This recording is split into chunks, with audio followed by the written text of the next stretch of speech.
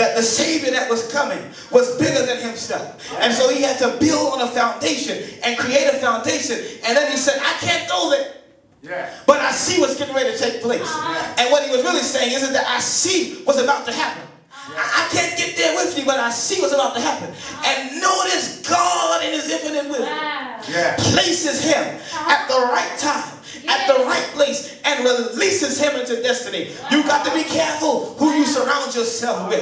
You got to be careful who you call your friend, because the very ones that stand around you may not be able to handle where God is taking. That's right. That's right. Now, come on.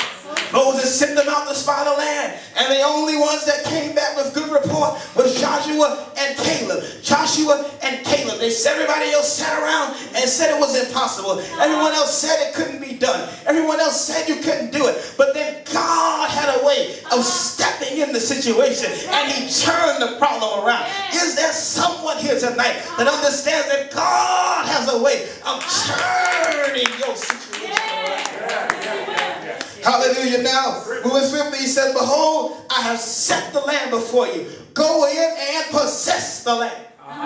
When you read Genesis chapter 28, Genesis chapter 1 verse 28, you will notice that the chief aim of man is to have dominion. The chief aim of man is to have dominion. The chief aim of man is to have dominion. The reason why we have wars is because we want to take over. The reason why we fight is because we want authority. The chief aim of man is to have authority. And notice when he created man, when he breathed in man the Ruach of God, the Spirit of God in man, he literally changed man's destination from the pit to the ground. In other words, God shifted him, placed him where he needed to be, and then gave him a name. The reason why God did this was because he was showing them that you can possess things that they say are unattainable. You can have things that they say are impossible, and only God can do a thing like that. Only God. Yes. So he was able to chronicle to them, and he reminded them about Abraham. He reminded them about Jacob, and then he reminded them about Isaac, and he was reminding them that was good.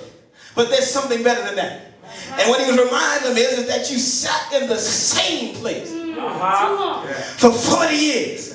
Sat in the same place with the same clothes on. And so God had to completely wipe everybody away, preparing them for something that was bigger than themselves. Don't you know that sometimes it seems as if in this season that God is squeezing you? People don't understand you. Other folks say you can't do it. Other folks say you can't make it. But God is saying, I'm squeezing you. Because if I continue to squeeze you, if I continue to press you, you'll come out better than you've been before. And what God is trying to say is, don't worry about the present, but all you have to do is throw your hands up and say, Lord, if you keep pressing me, I'll be able to make it. If you keep pressing me, I'll be able to stay.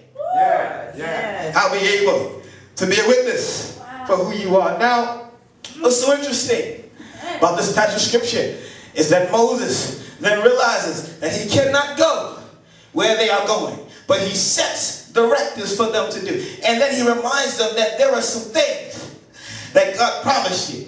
There are some people that God promised you to overtake. And you cannot be successful until you conquer it. That's why he said that you possess this land that I've given unto you. And then chapter 7 tells us that he tells them to possess and to go again.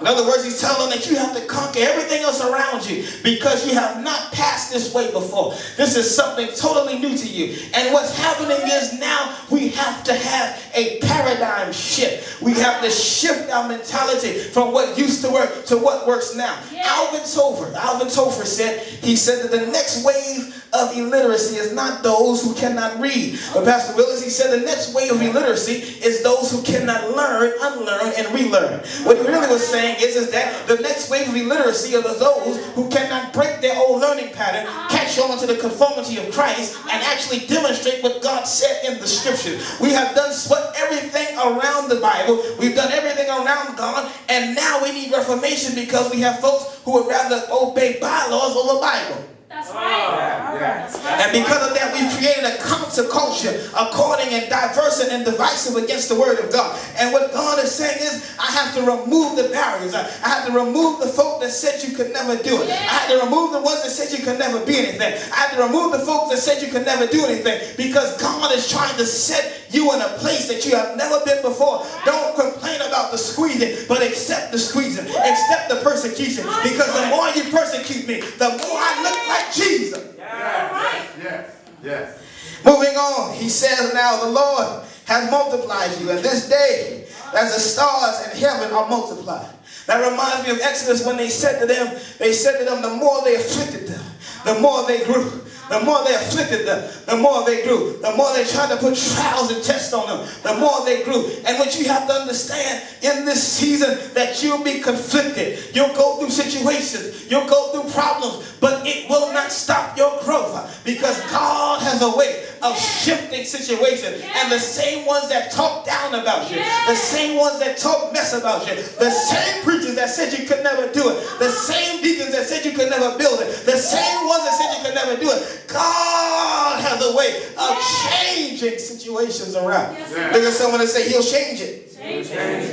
He'll change it. He'll change it. Then Joshua tells us, now after Moses is dead, after they done heard the law, and then chapter 3 of Deuteronomy tells us that Moses lays his hands on Joshua. He lays his hands on Joshua, signaling and signifying that he's transferring all of the anointing that's on him to him.